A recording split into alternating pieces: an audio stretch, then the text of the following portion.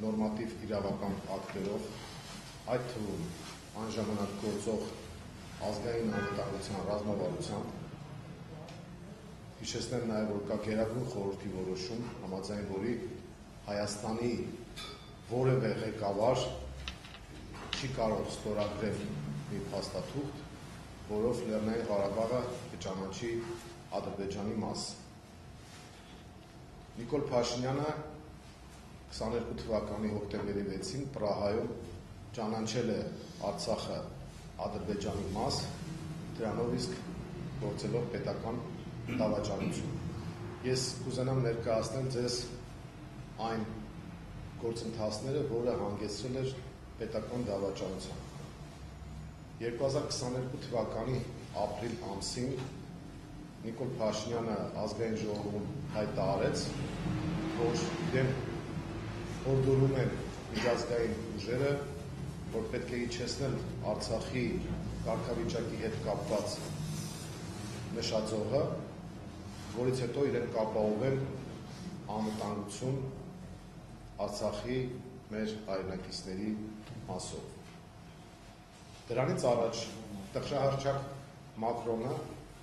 մի հարցազրույց էր տվել եւ հայտարարել էր, որ ինքը զարմացած է եւ հիացած է Նիկոլ Փաշինյանի խիզախությամբ։ Դրան նախորդել էին ստվերային գործընթացներ, հանդիպումներ, որ Dyson HT01 Վարսահարդարի արդյունք, առանց վարսահարդարի։ Սուպեր արագ, սուպեր հարթ ու ամենակարևորը անվնաս։ Ստացիր կատարյալ, փայլուն եւ հարթ մազեր, տանը, ինքդ։ Dyson-ի բոլոր մոդելները, բոլոր գույներով, սպասում են քեզ Red Store-ում։ դիմադրության շարժումը եւ որոշակիորեն հետաձգվեց այդ հանձնման գործընթացը, սակայն քանի որ պայմանավորվածությունները կային, տեղի ունեցավ մի իրադարձություն ողբերգական, որը ընդունված է մեր մոտ անվանել ջերմուկյան դեպքերը, այդ երկօրյա պատերազմը, որի ընթացքում մի քանի 100 մենք զոհ ունեցանք, թիվը կոնկրետ չի նշվում, եւ հետագա քրեական գործի շրջանակներում մենք կփորձենք պարզել, թե արդյոք դա համաձայնեցված էր այդ պատերազմը, որպեսզի հերթական անգամ վախի մթնոլորտ ձևավորվի հանրության մոտ, որպեսզի այնինչ Նիկոլ Փաշինյանը խոստացել էր արդեն հանձնելու մասով իրականացվի, թե ուղղակի ինքն էր վախեցել իրականացնել այդ ծրագիրը, դրա համար եկել էին այդ ծրագիրը կյանքի կոչելու հետևից։ Եթե հիշում եք, սեպտեմբերին Նիկոլ Փաշինյանը նույն ազգային ժողովում հայտարարեց, որ ինքը պատրաստվում է կայացնել մի որոշում, որի համար իրեն կանվանեն պետական դավաճան, բայց ինքը միևնույն է գնալու է այդ ճանապարհով եւ կատարելու է այդ քայլը։ Սեպտեմբերին արդեն հաջորդեց հոկտեմբերի 6-ը, այդ եվրոպական քաղաքական հավաքը, այսպես կոչված քաղաքական համայնքի հավաքը, որը Մակրոնի նախաձեռնությամբ է ստեղծվել որպես կազմակերպություն, կառույց կամ հավաքույթ, որը Երևանում դուք տեսաք, հենց Պրահայում էր տեղի ունեցել եւ այդ եվրոպական այդ երկրների ղեկավարների հավաքի ժամանակ Մակրոնի, Միշելի, Էրդողանի, Ալիևի եւ հեռավար Բայդենի մասնակցությամբ եւ Նիկոլի ձեռքերով տեղի ունեցավ Արցախի հանձնումը Ադրբեջանին։ Արևմուտքը այդ քայլը կատարում էր ոչ թե Հայաստանի դեմ, այլ իրենք աշխարհաքաղաքական խնդիր էին լուծում ընդդեմ Ռուսաստանի, բայց մանրադրամի դերում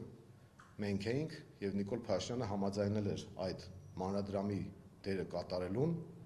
դիմացը ակնկալելով, որ իր իշխանությունը կպահպանեն միջազգային այդ ուժերը։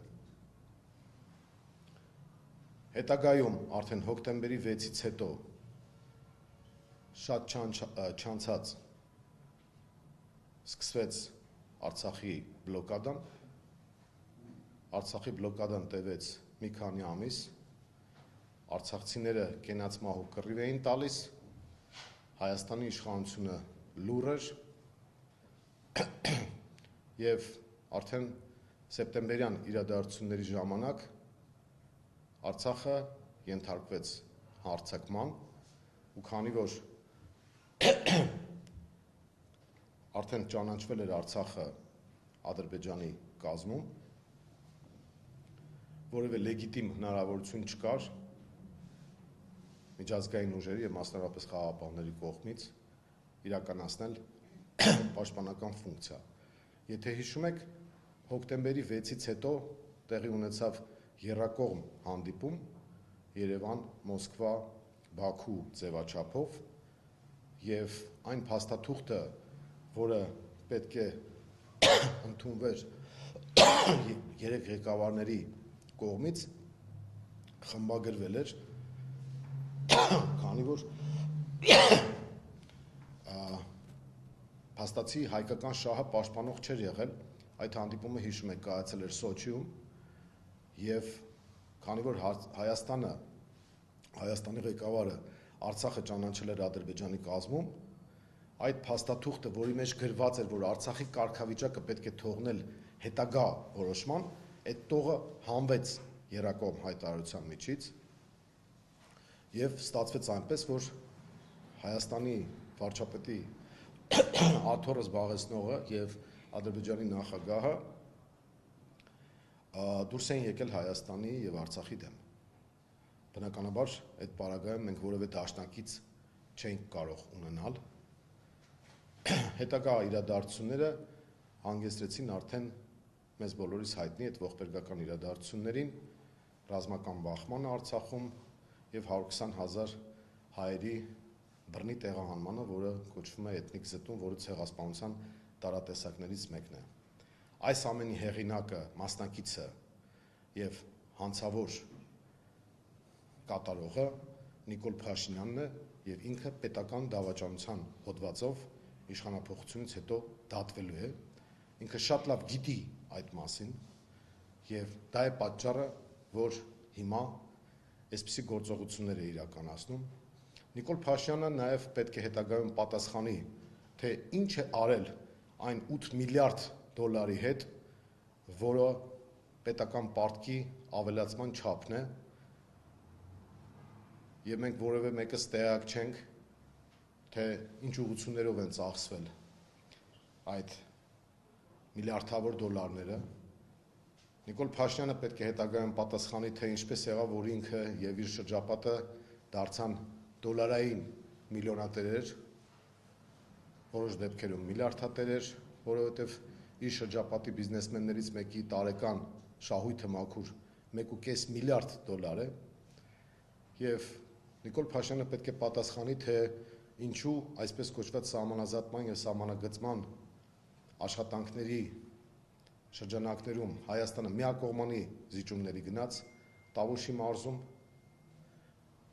եւ մենք բոլորս պետք է հասկանանք, թե ինչ նախապայմաններ կան, որի տակ մտել է Նիկոլ Փաշինյանը եւ բոլորիս համար դրանից հետո պարզ կդառնա, թե ինչու է նա այսպիսի ագրեսիվ վարքագիծ դրսևորում։ Ուրեմն թուրք-ադրբեջանական եւ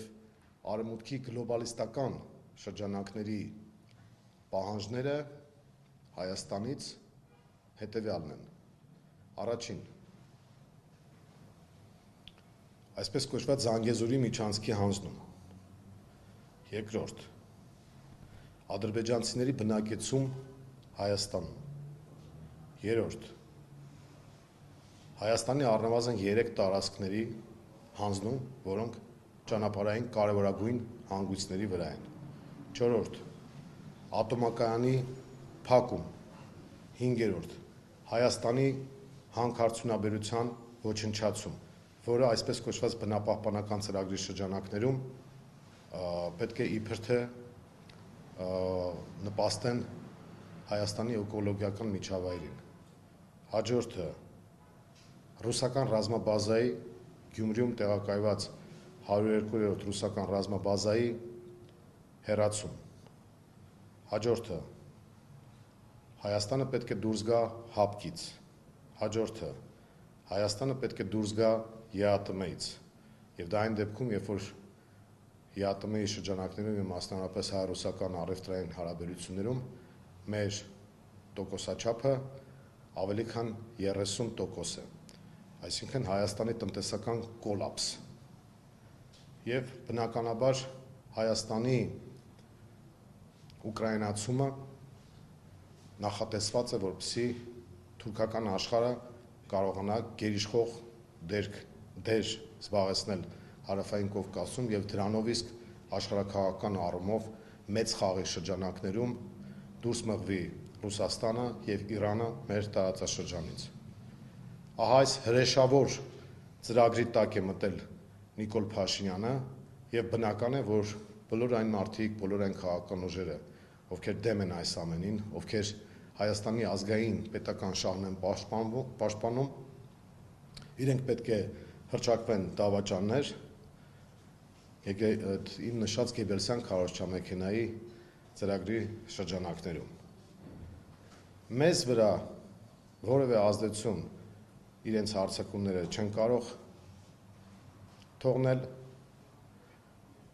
ինչպես հայտնի է Մայր Հայաստան կուսակցությունը դեռևս անցած տարվանից և իր ստեղծման օրվանից կարելի ասել մշտապես կողմ է եղել, որպեսզի ընդդիմադիր դաշտը կոնսոլիդացվի և մենք ինքներս օրինակ ենք ծառայել կոնսոլիդացիայի, ցույց տալով, որ ոչ թե մանդատի խնդիր ունենք, ոչ թե աթոռի խնդիր ունենք, այլ պետք է անենք ամեն ինչ, որպեսզի Հայաստանը Արցախի ճակատագրին չարժանանա։ Մենք մասնակցում ենք այս ընտրություններին Բարգավաճ Հայաստան կուսակցության հետ, ինչպես գիտեք, Ծառուկյանի դեմ էլ հարձակումներ են գործում և նույն Գեբելսյան քարոզչամեքենայով աշխատում են, մյուս քաղաքական ուժերի դեմ են գործում և մենք դատապարտում ենք բոլոր այն ապօրինությունները, որոնք իրականացվում են մեկի դեպքում մի հայտարարության համար, մյուսի դեպքում մի հարցազրույցի համար, երրորդի դեպքում մի ելույթի համար և ես կոչ եմ անում, որպեսզի ընդդիմադիր դաշտում գլխավոր հարցերում տեղի ունենա կոնսոլիդացիա, միասնականություն, որովհետև առանց դրա այս իշխանությունները կարող են վերարտադրվել և եթե մենք Արցախի ճակատագրին արժանանանք, արդեն կարևոր չի լինելու, թե ով է եղել, ասենք, նախագահ, վարչապետ, պատգամավոր, նախարար կամ սովորական գործարար։ Այս ընտրությունները ունեն առանձնահատկություններ, առաջինը այն է, որ մենք դարձել ենք աշխարհաքաղաքական բախման թատերաբեմ, երբեք նման բան չի եղել Հայաստանում, երկրորդ առանձնահատկությունն այն է, որ Ալիևն ու Էրդողանը շատ ակտիվ դերակատարում ունեն Հայաստանի ընտրություններում և ներքաղաքական կյանքում, նրանք ունեն թեկնածու իդեմս Նիկոլ Փաշինյանի և երրորդ առանձնահատկությունը այս ընտրությունների այն է, որ Հայաստանում երբեք չի եղել, որ համապետական ընտրությունների ժամանակ դրված լինի լինել-չլինելու խնդիր, այսինքն գոյաբանական հարց մենք երբեք չենք լուծել։ Եղել են ներքին կյանքին վերաբերող թեմաներ, բայց դա չի վերաբերել Հայաստանի պետականությանը։ Այս դեպքում մենք գնում ենք փաստորեն յուրօրինակ հանրաքվեի և հունիսի 7-ին մեր քաղաքացիները պետք է պատասխանեն մի հարցի. արդյոք մենք ունենալու ենք Հայաստանի Հանրապետություն, թե Արևմտյան Ադրբեջան։ Ահա այս ամբողջական պատկերը ներկայացնելու համար էր, որ ես ուզեցա շփվել մեր հարգարժան լրագրողների և մեր հանրության հետ և նրանց կոչ եմ անում անպայման մասնակցել ընտրությանը, քանի որ ընտրության բարձր մասնակցությունը, ինչպես որ մենք ցույց տվեցինք Գյումրիի օրինակով, հանգեցնելու է անխուսափելի իշխանափոխության և Նիկոլ Փաշինյանը այդ դեպքում երնեք է տալու Սաակաշվիլու ճակատագրին, որովհետև այն, ինչ որ արվում է մեր պետության դեմ, վաղեմության ժամկետ չունի և արժանանալու է իրավաքաղաքական գնահատականի։ Իսկ քաղաքացիական պայմանագրի շարքերին, միջին օղակներին և պետական ապարատին ուզում ենք տեղեկացնել, որ նրանք չպետք է իրականացնեն այն ապօրինությունները, այն ապօրինի հրահանգները, որոնք իջեցվում են վերևից։ Մենք չենք պատրաստվում իշխանափոխությունից հետո վհուկների որս իրականացնել, մենք չենք պատրաստվում